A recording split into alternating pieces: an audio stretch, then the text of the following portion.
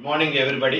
Our today's lesson is law of returns to scale అంటే తరహాను అనుసరించిన ప్రతిఫల సిద్ధాంతము. అయితే ఈ పాఠ్యాంశాన్ని ప్రారంభించడానికి ముందుగా ఒకసారి ఉత్పత్తి ఫలము ప్రొడక్షన్ ఫంక్షన్ అంటే ఏంటో ఒకసారి రివ్యూ చేసుకుందాం. ఉత్పత్తి ఫలము అంటే ఉత్పత్తి కారకాలకి అవి ఉత్పత్తి చేసే భౌతిక వస్తురాశికి మధ్య గల ప్రమేయ సంబంధం. The relationship between inputs and output is called production function. అంటే భౌతిక ఉత్పత్తి కారకాలకి భౌతిక ఉత్పత్తికి మధ్య ఉండే సంబంధం. దాన్ని మనం ఒక సమీకరణ రూపంలో కూడా చూసాం. ఏమిటంటే P is a function of land, labour, capital, organisation and technology. అయితే ఆర్థికవేత్తలు ఏమంటారంటే ఒక సంస్థ యొక్క ఉత్పత్తి ఫలాన్ని రెండు విధాలుగా పరిశీలించవచ్చును అంటారు. ఏమిటా రెండు విధాలంటే, ఒకటి మిగతా ఉత్పత్తి కారకాలు స్థిరంగా ఉంచి ఏదో ఒక ఉత్పత్తి కారకాన్ని మాత్రమే మార్చడం వల్ల మొత్తం ఉత్పత్తి ఏ విధంగా మారుతుంది అనేది ఒక పద్ధతి. దీనికి సంబంధించి ఒక సూత్రం ఉంది, అదే చరానుపాత సూత్రము లేదా క్రమక్షీణ ఉపాంత ప్రతిఫల సూత్రము. అయితే అన్ని ఉత్పత్తి కారకాలు మనం మార్చలేము అనుకుంటున్నాం కాబట్టి అది స్వల్పకాల వ్యవధికి సంబంధించినది. ఇంకా రెండవది ఏమిటి అంటే అన్ని ఉత్పత్తి కారకాలను కూడా ఉత్పత్తి లక్ష్యాలకు అనుకూలంగా పూర్తిగా మార్చుటకు అవకాశం ఉండే కాల వ్యవధి, అది దీర్ఘకాల వ్యవధి. ఈ దీర్ఘకాల వ్యవధికి సంబంధించి ఒక సూత్రం ఉంది, ఆ సూత్రమే ఇవాళ మన పాఠ్యాంశము. అదే తరహాను అనుసరించిన ప్రతిఫల సిద్ధాంతము. ఇంగ్లీష్ లో లా ఆఫ్ రిటర్న్స్ టు స్కేల్ అంటాం. ఈ లా ఆఫ్ రిటర్న్స్ టు స్కేల్ ఏంటంటే లాంగ్ రన్ ప్రొడక్షన్ ఫంక్షన్ చెప్తుంది అనమాట. దీర్ఘకాల వ్యవధిలో ఉత్పత్తి తరహా అంటే స్కేల్ ఆఫ్ ప్రొడక్షన్ మార్చడానికి అవకాశం ఉంటుంది. అంటే కాల వ్యవధి ఎప్పుడైతే ఎక్కువగా ఉంటుందో ఉత్పత్తి లక్ష్యాలకు అనుకూలంగా అన్ని ఉత్పత్తి కారకాన్ని కావలసిన అనుపాతంలో మార్చుకోవచ్చు. అది వ్యవసాయ రంగంలో కావచ్చు, పారిశ్రామిక రంగంలో కావచ్చు, ఏ రంగంలో అయినా సరే అన్ని ఉత్పత్తి కారకాలను కావలసిన పరిమాణంలో మార్చుకోవచ్చు, తరహాను మార్చుకోవచ్చు అనమాట. దీర్ఘకాల వ్యవధిలో అంటే all are variable factors in the long run. అంటే స్వల్పకాల వ్యవధిలో కొన్ని స్థిర ఉత్పత్తి కారకాలు, చర ఉత్పత్తి కారకాలు ఉంటాయేమో కానీ దీర్ఘకాల వ్యవధిలో మాత్రం అన్ని మార్చడానికి అవకాశం ఉంటుంది కాబట్టి అన్ని చర ఉత్పత్తి కారకాలే. మరి దీర్ఘకాల వ్యవధిలో యంత్రాల సంఖ్యను, సామర్థ్యాన్ని పెంచడం, శ్రామికుల సంఖ్యను పెంచడం ద్వారా ఉత్పత్తి కారకాల పరిమాణాన్ని రెండు ప్రత్యామ్నాయ పద్ధతుల్లో మార్చవచ్చును. అంటే ఇక్కడ ఈ స్కేల్ రెండు రకాలుగా మార్చవచ్చు అంటున్నారు. ఏమిటంటే అన్ని కారకాలను ఒకే అనుపాతంలో పెంచడం, తర్వాత రెండోది ఏంటంటే అన్ని కారకాలను విభిన్న అనుపాతాల్లో పెంచడం. అంటే అన్ని ఉత్పత్తి కారకాలను ఒకే అనుపాతంలో పెంచడం అంటే అర్థం ఏంటి? అన్ని ఉత్పత్తి కారకాలను డబల్ చేయడం కానీ, 3 times చేయడం కానీ, 4 times చేయడం కానీ అలా చేయడం. లేదా కొన్ని ఉత్పత్తి కారకాలని ఎక్కువ పరిమాణంలో మార్చి మరికొన్ని ఉత్పత్తి కారకాలను తక్కువ పరిమాణంలో మార్చడం. అయితే యాక్చువల్గా నిజ జీవితంలో మనకి రెండోదే అప్లికబుల్ అవుతుంది. ఎందుకంటే అన్ని ఉత్పత్తి కారకాలను మనం ఒకే అనుపాతంలో మార్చాల్సిన అవసరం ఉండకపోవచ్చు. అంటే కొన్ని ఉత్పత్తి కారకాలను ఎక్కువగా మార్చాల్సిన అవసరం ఉండొచ్చు, కొన్ని ఉత్పత్తి కారకాలు తక్కువగా మార్చాల్సిన అవసరం ఉండొచ్చు. అయితే ఇవాళ మన పాఠ్యాంశం అంతా కూడా ఈ మొదటి దానికి సంబంధించింది. అన్ని కారకాలను ఒకే అనుపాతంలో పెంచడము. అంటే ఉత్పత్తి కారకాలన్నీ కూడా ఒకే అనుపాతంలో పెంచితే ఉత్పత్తి ఏ విధంగా పెరుగుతుంది? అంటే ఉత్పత్తి కూడా అదే అనుపాతంలో పెరుగుతుందా, అందుకన్నా తక్కువ అనుపాతంలో పెరుగుతుందా, అందుకన్నా ఎక్కువ అనుపాతంలో పెరుగుతుందా, అది మనం చూస్తాం. దానికి సంబంధించిన సిద్ధాంతమే తరహాను అనుసరించిన ప్రతిఫల సిద్ధాంతము, law of returns to scale. ఇది దీర్ఘకాలానికి సంబంధించినది. అయితే డెఫినిషన్ అంటే చూద్దాం. The study of changes in output as a consequence of changes in the scale forms the subject matter of returns to scale. The study of changes in output as a consequence of changes in the scale forms the subject matter of returns to scale. అంటే ఉత్పత్తి కారకాల యొక్క అనుపాతం మార్చడం వల్ల లేదా తరహాను మార్చడం వల్ల ఉత్పత్తి ఎలా మారుతుందో చూసే సిద్ధాంతమే తరహాను అనుసరించిన ప్రతిఫల సిద్ధాంతము. An increase in scale means that all inputs are increased in the same proportion. అంటే అన్ని ఉత్పత్తి కారకాలు, అన్ని ఇన్పుట్స్ కూడా ఒకే నిష్పత్తిలో మనం మారుస్తాం అనమాట. అదే చెప్పాను ఇందాక, అన్ని కారకాలను ఒకే అనుపాతంలో పెంచడానికి సంబంధించిన సిద్ధాంతమే తరహాను అనుసరించిన ప్రతిఫల సిద్ధాంతము. అయితే ఈ అన్ని సిద్ధాంతాలుగా ఈ సిద్ధాంతం కూడా కొన్ని ప్రమేయాలతో ముడిపడి ఉండాలి. ఏమిటా ప్రమేయాలు చూద్దాం. Assumptions. All factors are variable in the same proportion. మొట్టమొదటి ప్రమేయం ఏమిటంటే అన్ని ఉత్పత్తి కారకాలని కూడా ఒకే నిష్పత్తిలో పెంచుతున్నాము అనే ఒక ప్రమేయం తీసుకుంటాం. కానీ వాస్తవ జీవితంలో అన్ని ఉత్పత్తి కారకాలను ఒకే నిష్పత్తిలో పెంచాల్సిన అవసరం ఉండదు. కానీ మన సిద్ధాంతం ఇచ్చి మనం ఏమంటాం అంటే అన్ని ఉత్పత్తి కారకాలని కూడా ఒకే నిష్పత్తిలో పెంచుతున్నాము అంటే ఏంటి? వాటిని డబల్ చేయడం కానీ, 3 times చేయడం కానీ, 4 times చేయడం కానీ ఇలాగనమాట. తర్వాత no changes in the methods of production. అంటే ఉత్పత్తి పద్ధతుల్లో మార్పు ఉండదు. అంటే ఉత్పత్తి పద్ధతిలో మార్పు ఉండదు అంటే అర్థం ఏంటి? ఒక విధంగా చెప్పాలి అంటే సాంకేతిక పరిజ్ఞానంలో ఎటువంటి మార్పు కూడా ఉండదు. అంటే మనం ఇంతకుముందు ఏ ఉత్పత్తి పద్ధతితో వాడామో అదే ఉత్పత్తి పద్ధతి కంటిన్యూ చేస్తాం అనమాట. తర్వాత there is perfect competition in the factor market. ఇది ఉత్పత్తి అంతా కూడా ప్రధానంగా ఉత్పత్తి కారకాల మార్కెట్ తో లింక్ అయి ఉంటుంది. ఏమిటి ఉత్పత్తి కారకాల మార్కెట్ అంటే ల్యాండ్, లేబరు, క్యాపిటల్, ఆర్గనైజేషన్ వాటికి సంబంధించింది అనమాట. కాబట్టి ఉత్పత్తి కారకాల మార్కెట్ లో పరిపూర్ణ పోటీ ఉంటుంది. తర్వాత ఉత్పత్తిదారుడికి అన్ని ఉత్పత్తి కారకాల ధరల గురించిన పూర్తి అవగాహన ఉంటుంది. మార్కెట్ ఇన్ఫర్మేషన్ కూడా అందుకు అందుబాటులో ఉంటుంది. ఇటువంటి ప్రమేయాలతో తరహా అనుసరించిన ప్రతిఫల సిద్ధాంతాన్ని మనం అధ్యయనం చేస్తున్నాం అనమాట. When all inputs are increasing in the same proportion and the scale of production is expanded, the effect on output shows 3 stages. అంటే అన్ని ఉత్పత్తి కారకాలను ఒకే నిష్పత్తిలో మనం మార్చినప్పుడు ఉత్పత్తిలో మార్పులు వస్తాయి. ఆ మార్పులు ఎన్ని రకాలుగా వస్తాయో చెప్తున్నాను. అవన్నీ 3 స్టేజెస్ రావచ్చు. ఫస్ట్ వన్ ఏంటంటే ఇంక్రీజింగ్ రిటర్న్స్ టు స్కేల్, దాన్నే పెరుగుతున్న ప్రతిఫలాలు అంటాం. రెండవది ఏంటంటే కాన్స్టెంట్ రిటర్న్స్ టు స్కేల్, దాన్ని ఏమంటామంటే స్థిర ప్రతిఫలాలు అంటాం. తర్వాత మూడవది ఏమిటంటే డిక్రీజింగ్ రిటర్న్స్ టు స్కేల్, దాన్ని ఏమంటామంటే క్షీణ ప్రతిఫలాలు అంటాం. అంటే ఉత్పత్తి కారకాలన్నీ కూడా ఒకే నిష్పత్తిలో పెంచినప్పుడు ఉత్పత్తి 3 రకాలుగా పెరిగే అవకాశాలు ఉంటాయి. అంటే ఉత్పత్తి కారకాలు ఒక నిష్పత్తిలో పెంచితే ఉత్పత్తి అంతకన్నా ఎక్కువ నిష్పత్తిలో పెరగచ్చు, అది పెరుగుతున్న ప్రతిఫలాలు. ఉత్పత్తి కారకాలు ఒక నిష్పత్తిలో పెంచితే ఉత్పత్తి అదే నిష్పత్తిలో పెరగచ్చు, అది స్థిర ప్రతిఫలాలు. ఉత్పత్తి కారకాలు మనం ఒక నిష్పత్తిలో పెంచితే ఉత్పత్తి అంతకన్నా తక్కువ నిష్పత్తిలో పెరగచ్చు, అదేమిటంటే క్షీణ ప్రతిఫలాలు. ఇదే విషయాన్ని ఇక్కడ మనం ప్రతిఫల సిద్ధాంతాన్ని మనం ఒక పట్టిక సహాయంతో సులువుగా అర్థం చేసుకోవచ్చును. అయితే ఇక్కడ మనం ఏమనుకుంటున్నామంటే ఉత్పత్తి కారకాలు రెండే ఉన్నాయి అనుకుందాం, ఒకటి ఎక్స్, రెండు వై. సో ఇక్కడ ప్రొడక్షన్ ఫంక్షన్ లో there are only 2 factors of production. So ఇక్కడ ప్రొడక్షన్ ఫంక్షన్ ఏం చెప్తున్నాం అంటే 1 is x, another 1 is y. So p is a function of x and y. అంటే x మరియు y ఆ రెండు ఉత్పత్తి కారకాల పరిమాణాన్ని మనం ఒకే అనుపాతంలో పెంచుకుంటూ వెళితే ఉత్పత్తి ఎన్ని రకాలుగా పెరుగుతుందో చూద్దాం. ఇందులో మనకి 3 కాలమ్స్ టేబుల్ ఇది. ఇందులో ఫస్ట్ వన్ ఏమిటి scale of production, second one ఏమో టోటల్ ప్రొడక్షన్, థర్డ్ వన్ ఏమో మార్జినల్ ప్రొడక్షన్. మరి మార్జినల్ ప్రొడక్షన్ గురించి ఆల్రెడీ మీకు అవగాహన కల్పించాను. ఏమిటంటే ఒక ఉత్పత్తి కారక యూనిట్ అదనంగా పెంచడం వలన మొత్తం ఉత్పత్తిలో వచ్చే అదనపు మార్పు, అది అందరికి తెలిసిందే. అయితే ఇక్కడ చూద్దాం. ఇక్కడ ఫస్ట్ స్టేజ్ లో ఎక్స్ ప్లస్ 2y వాడాం. అంటే ఒక యూనిట్ ఎక్స్, 2 యూనిట్ వై వాడితే మొత్తం ఉత్పత్తి ఎంత వచ్చిందంటే 8 యూనిట్స్. సో మార్జినల్ ప్రొడక్షన్ అదే ఫస్ట్ యూనిట్ కాబట్టి 8 వచ్చింది. తర్వాత ఎక్స్ ని ఒక యూనిట్ పెంచాం 2x, వై నేమో 2 యూనిట్స్ పెంచాం. ఎంత 2 నుంచి 4 అయింది. 2x ప్లస్ 4y వాడితే మొత్తం ఉత్పత్తి ఎంత అయింది 17 యూనిట్లకు వచ్చింది. అటువంటిప్పుడు అదనంగా పెరిగిన ఉత్పత్తి ఎంత అని చూస్తే 17 మైనస్ 8 తీస్తే 9 యూనిట్స్ వచ్చింది. తర్వాత ఇక్కడ మళ్ళీ ఎక్స్ ని 1 యూనిట్ పెంచాం. అంటే ఒకే అనుపాతంలో పెంచుతున్నాం. ఎక్స్ నేమో ఒక్కొక్క యూనిట్ పెంచుతున్నాం, వై నేమో 2 యూనిట్ పెంచుకుంటూ వెళ్తున్నాం. ఎక్స్ ఇక్కడ 3x వాడాము, వై ఏమో 6y అయ్యింది. 3x ప్లస్ 6y వాడితే మొత్తం ఉత్పత్తి 27 యూనిట్లు వచ్చింది. 27 యూనిట్లు వచ్చింది కాబట్టి అదనంగా పెరిగిన ఉత్పత్తి ఎంత అంటే 27 మైనస్ 17 వేస్తే 10 యూనిట్లు వచ్చింది. అంటే ఒక విధంగా చూస్తే ఇక్కడ ఉత్పత్తి కారకం ఒక నిష్పత్తిలో పెంచాము, కానీ ఇక్కడ ఉత్పత్తి ఏమైంది ఎక్కువగా పెరగడం కనిపిస్తున్నది. 8, 9, 10 అంటే ఉత్పత్తి కారకాలు మనం ఒక నిష్పత్తిలో పెంచితే ఉత్పత్తి అంతకన్నా ఎక్కువ నిష్పత్తిలో పెరిగింది కాబట్టి దీన్ని మనం ఏమంటామంటే పెరుగుతున్న ప్రతిఫలాలు, ఇంక్రీజింగ్ రిటర్న్స్. తర్వాత చూద్దాం. తర్వాత ఏమైందంటే మళ్ళీ ఎక్స్ 1 యూనిట్ పెంచాం 4x, వై నేమో 2 యూనిట్స్ పెంచాం 8y.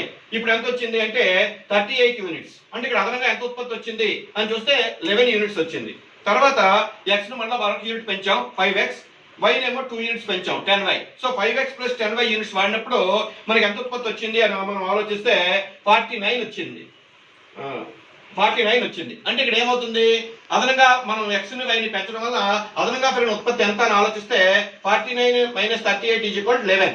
అప్పుడు ఏమవుతుంది అదనపు ఉత్పత్తిలో వచ్చే పెరుగుదల ఒకే రకంగా ఉంది. మార్జినల్ ప్రొడక్షన్ అప్పుడు 11 ఇప్పుడు 11. కాబట్టి ఇక్కడ ఏమైందంటే దీన్ని కాన్స్టెంట్ రిటర్న్స్ స్కేల్ అంటాం, అంటే స్థిర ప్రతిఫలాలు అంటాం. తర్వాత ఇంకా అదనంగా అలా పెంచుకుంటూ వెళ్తున్నాం.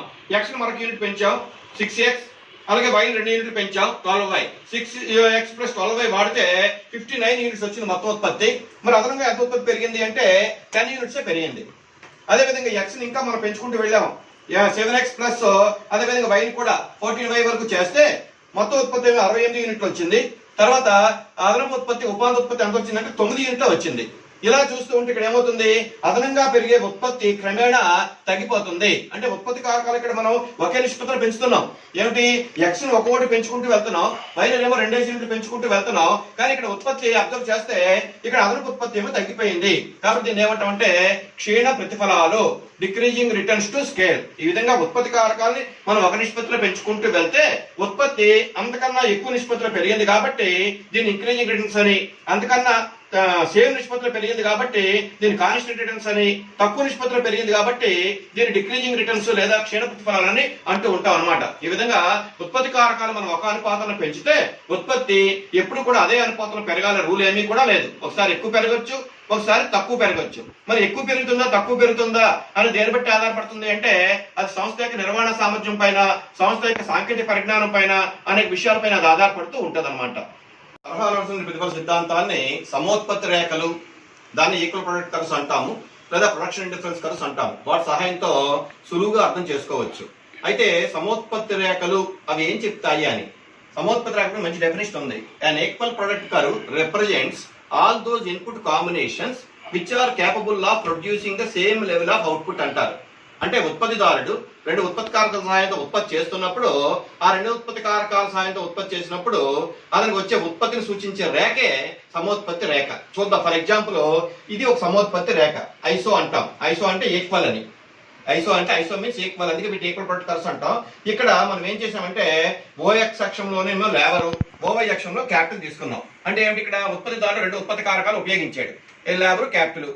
అయితే ఈ ల్యాబర్ క్యాపిటల్ ఉపయోగించి ఈ ఐసో అని అంటే పదంలోనే ఈక్వల్ అనే పదం ఉంది కాబట్టి ఈ రేఖ పైన ఉండే ఏ బిందువు అయినా అతని ఒకే విధమైన ఉత్పత్తి సూచిస్తుంది. ఫర్ ఎగ్జాంపుల్ ఐసో 1 = 100 యూనిట్స్ అన్నాం అనుకోండి ఎగ్జాంపుల్. ఆ ఉత్పత్తిదారులు ఇక్కడ ఉత్పత్తి చేసినా, ఇక్కడ ఉత్పత్తి చేసినా, ఇక్కడ ఉత్పత్తి చేసినా, ఎక్కడ చేసినా అతనికి వచ్చే ఉత్పత్తి ఒకటే. అందుకే దాన్ని ప్రొడక్షన్ ఇండిఫరెన్స్ కర్వ్స్ అంటాం, లేదా ఈక్వల్ ప్రొడక్ట్ కర్వ్స్ అంటాం. అయితే ఇక్కడ ఏమవుతుంది అంటే ఉదాహరణ ఉత్పత్తులు ఇక్కడ ఉత్పత్తి చేసేదానికి ఇక్కడ ఉత్పత్తి చేసేదానికి తేడా కనిపిస్తుంది మనకి. ఉదాహరణ ఇక్కడ ఉత్పత్తి చేసి అనుకుందాం, ఇక్కడ ఉత్పత్తి చేస్తే ఈ will use this much of capital and this much of labour. ఒకవేళ అతను ఇక్కడ ఉత్పత్తి చేసి అనుకుందాం, ఈ will use this much of labour and this much of capital. అంటే ఇక్కడ ఏమైంది, ఇక్కడ నుంచి ఇక్కడ కానీ మారితే ఏమైందంటే ఇక్కడికి లేబర్ ఎక్కువైంది, ఇక్కడేమో క్యాపిటల్ ఎక్కువ ఉంది. అంటే ఇక్కడ క్యాపిటల్ తగ్గిపోద్ది అనమాట. అంటే ఉత్పత్తిదారుడు ఈ సమోత్పత్తి రేఖపైన కిందకు వస్తున్న కొలది ఈ లేబర్ తాలూకు పరిమాణం పెరుగుతూ ఉంటుంది, క్యాపిటల్ యొక్క పరిమాణం తగ్గుతూ ఉంటుంది. అది మీకు ఉత్పత్తిదారుని యొక్క సమతుల్యంలో క్లియర్ గా వివరిస్తాను. ప్రస్తుతానికి ఏమిటంటే సమోత్పత్తి రేఖపై ఉండే ఏ బిందువైనా సరే ఉత్పత్తిదారుడికి ఒకే విధమైన ఉత్పత్తిని సూచిస్తుంది. అయితే అతను ఏ బిందువులు ఎంచుకుంటాడని దేని బట్టి ఆధారపడుతుంది అంటే ఆ ఉత్పత్తి కారకాల యొక్క లభ్యత, ఆ ఉత్పత్తి కారకం యొక్క ధర బట్టి ఆధారపడుతుంది. ఏ ఉత్పత్తి కారకాలు అయితే తనకి చౌకగా లభిస్తాయో, ఏవైతే నాణ్యంగా ఉంటాయో ఆ ఉత్పత్తి కారకాలు ఉపయోగించి అది ఉత్పత్తి చేస్తూ ఉంటాడు. ఫర్ ఎగ్జాంపుల్ ఇండియా తీసుకుంటే ఇండియాలో మనకి గ్రామీణ ప్రాంతాల్లో ఎక్కువగా వాళ్ళు ఏం చేస్తూ ఉంటారంటే లేబర్ వాడతారు, మెషిన్ పవర్ బదులుగా మ్యాన్ పవర్ వాడతారు. వేరే డెవలప్డ్ ఎకానమీస్ అమెరికా వంటి దేశాల్లో మనం వెళ్ళి చూస్తే అక్కడ వ్యవసాయ రంగంలో కూడా మెషిన్ పవర్ వాడతారు. They are using more machine power, ఎందుకంటే క్యాపిటల్ రిచ్ కంట్రీ, వేరే India is labour rich country. అంచేత ఉత్పత్తి ఫలంలో మనం ఏ ఉత్పత్తి కారకాన్ని ఎక్కువగా వాడతామో అని దేని బట్టి ఆధారపడుతుంది అంటే ఆ దేశంలో ఏ ఉత్పత్తి కారక యొక్క లభ్యత ఎంత ఉంది, ఆ ఉత్పత్తి కారకం యొక్క ధరలు ఎలా ఉన్నాయి అనే దాన్ని బట్టి వాళ్ళు నిర్ణయాలు తీసుకుంటారు అనమాట. కాబట్టి దాని గురించి వివరించే రేఖలే సమోత్పత్తి రేఖలు. అయితే ఈ సమోత్పత్తి రేఖల సహాయంతో మనం తరహానుసరణ ప్రతిఫల సిద్ధాంతాన్ని సులువుగా అర్థం చేసుకోవచ్చు. అది ఎలాగో చూడండి.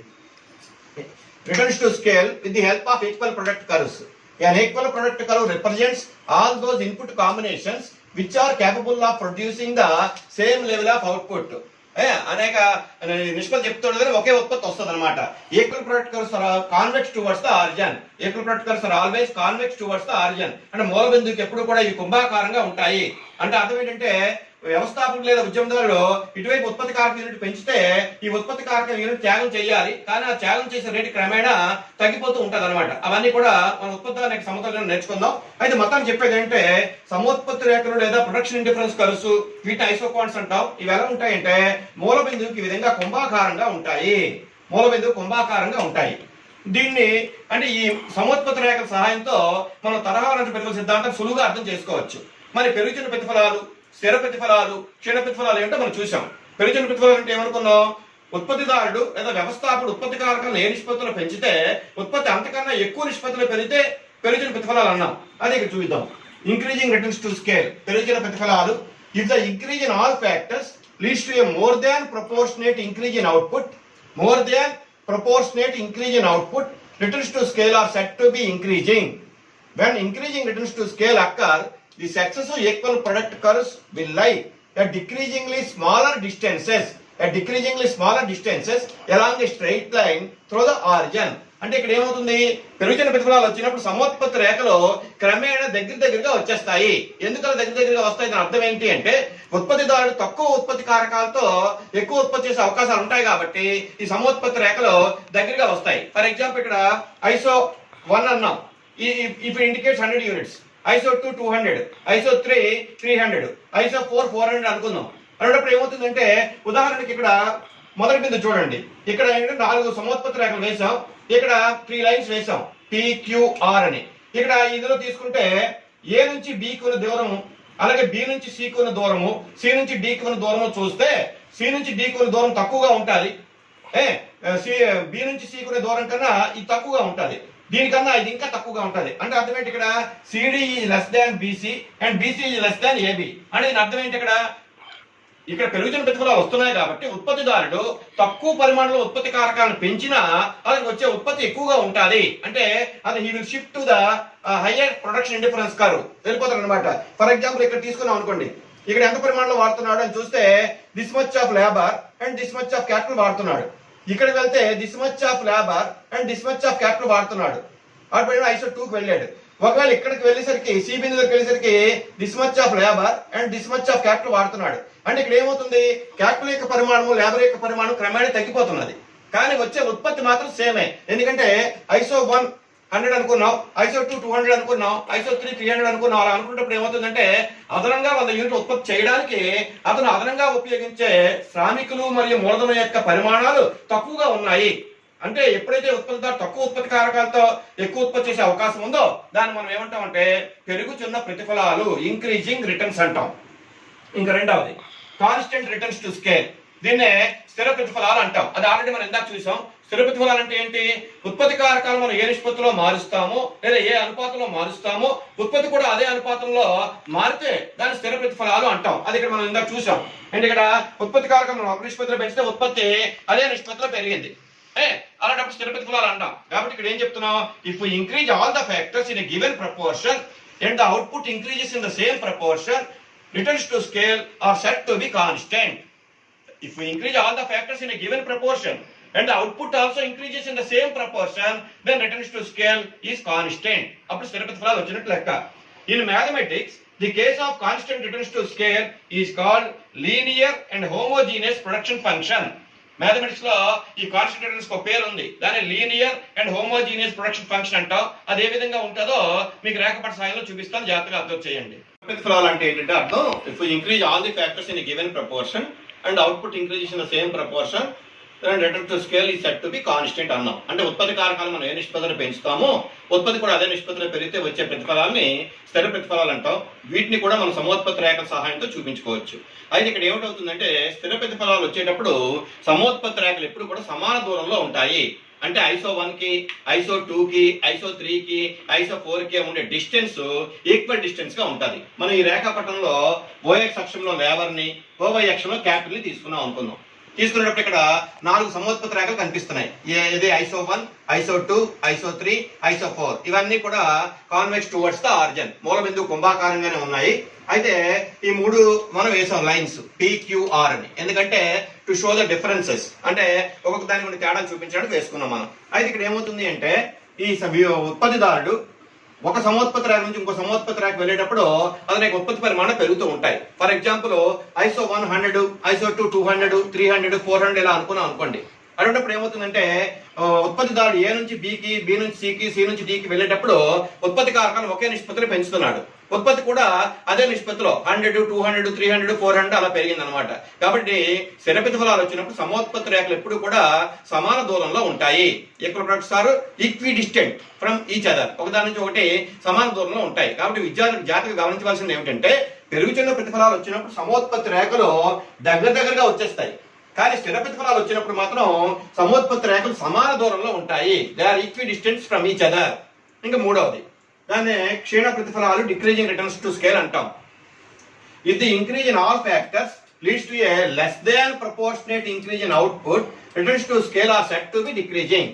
If the increase in output, if the increase in all factors leads to a less than proportionate increase in output, reduced to scale is said to be decreasing అన్నాం. అంటే ఉత్పత్తి కారకాలు మనం ఒక నిష్పత్తిలో పెంచితే ఉత్పత్తి అంతకన్నా తక్కువ నిష్పత్తిలో పెరిగితే వచ్చే ప్రతిఫలాలు క్షీణ ప్రతిఫలాలు అంటాం. అటువంటిప్పుడు సమోత్పత్తి రేఖలు ఎలా ఉంటాయో చూద్దాం. ఇందులో ఓఎక్స్ అక్షంలో లేబర్ ని, ఓవై అక్షంలో క్యాపిటల్ ని తీసుకున్నాం మనం, రెండు ఉత్పత్తి కారకాలని తీసుకున్నప్పుడు ఇక్కడ 4 సమోత్పత్తి రేఖలు ఐసో 1, ఐసో 2, ఐసో 3, ఐసో 4 వేసాం. అయితే ఇక్కడ ఏమవుతుంది అంటే ఐసో 1 కి, ఐసో 2 కి, తర్వాత ఐసో 2 కి, ఐసో 3 కి మనం ఈ తేడాలు గమనిస్తూ ఉంటే ఈ సమోత్పత్తి రేఖలు దూరంగా ఉన్నాయి. దూరంగా ఉన్నాయంటే అర్థం ఏంటి? ఉత్పత్తిదారుడు అదే స్థాయిలో ఉత్పత్తి పెంచుకోవాలి అంటే ఉత్పత్తి కారకాలను ఎక్కువ పరిమాణంలో ఉపయోగించవలసిన అవసరం ఉంటుంది. ఉదాహరణకి బి నుంచి సికి వెళ్ళాడు అనుకుందాం. బి దగ్గర వచ్చేసరికి this much of labour and this much of capital వాడాలి. అదే సికి వెళ్ళేసరికి this much of labour and this much of capital వాడాలి. అది ఇక్కడికి కంపేర్ చేసుకుంటే ఇక్కడ సేమ్ గా పెరిగింది, కానీ ఇక్కడికి వచ్చేసరికి ఏమవుతుందంటే రెండు ఉత్పత్తి కారకాలను ఎక్కువ నిష్పత్తిలో పెంచాల్సి వచ్చింది. అంటే ఉత్పత్తి కారకాలను ఎక్కువ నిష్పత్తిలో పెంచినా ఉత్పత్తి సేమ్ గా పెరిగింది. అంటే ఇక్కడ ఉత్పత్తి కారకాలను ఏ నిష్పత్తిలో పెంచాడో ఉత్పత్తి ఆ నిష్పత్తిలో కాకుండా అందుకనే తక్కువ నిష్పత్తిలో పెరిగింది. దీన్ని మనం ఏమిటంటే క్షీణ ప్రతిఫలాలు. ఇక్కడ విద్యార్థులు గమనించాల్సిన విషయం ఏంటి అంటే సమోత్పత్తి రేఖల సహాయంతో తరాల ప్రతిఫల సిద్ధాంతాన్ని వివరించేటప్పుడు మనం జాగ్రత్తగా ఒక విషయాన్ని గమనించాలి. పెరుగుతున్న ప్రతిఫలాలు వచ్చినప్పుడేమో సమోత్పత్తి రేఖలు దగ్గరగా ఉంటాయి.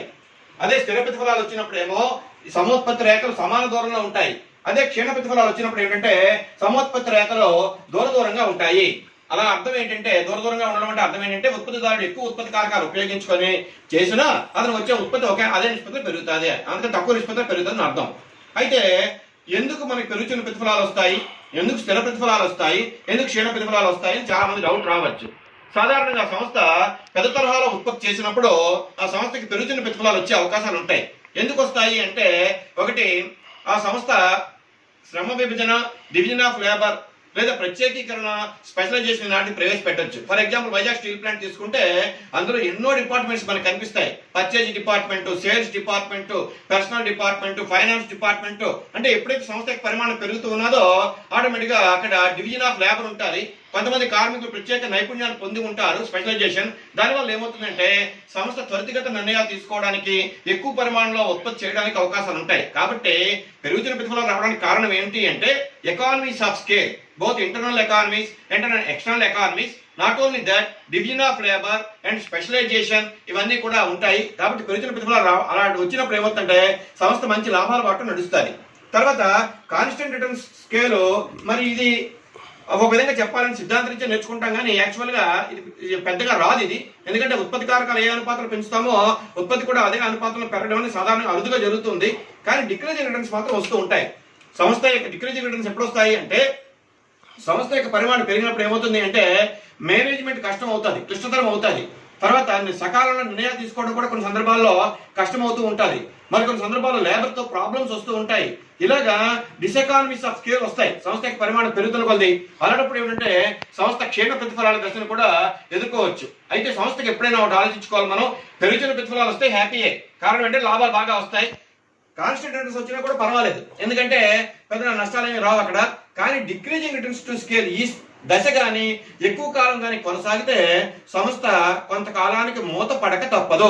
స్వల్పకాల వ్యవధిలో డిక్రీజింగ్ రిటర్న్స్ టు స్కేల్ వచ్చినా, అంటే ఏదో తాత్కాలికంగా వచ్చినా అదేమిటంటే ఆ డిక్రీజింగ్ రిటర్న్స్ స్కేల్ అధిగమించి అది ఎప్పుడు కూడా మళ్ళీ పెరుగుతున్న ప్రతిఫల దశలో వెళ్ళడానికి ప్రయత్నాలు చేయాలి. ఈ విధంగా తరహాల ప్రతిఫల సిద్ధాంతాన్ని మనం సమోత్పత్తి రేఖల సహాయంతో అర్థం చేసుకోవచ్చు.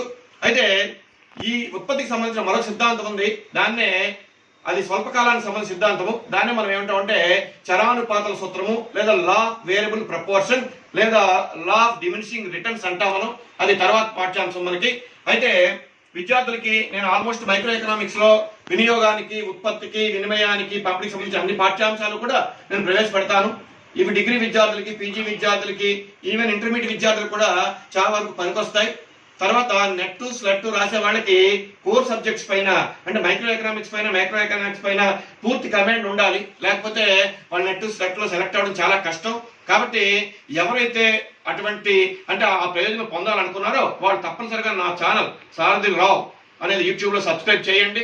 తర్వాత మీకు నా పాఠ్యాంశం నచ్చితే మీ బెల్ ఐకాన్ పైన నాకు చేయండి. Thank you one and all.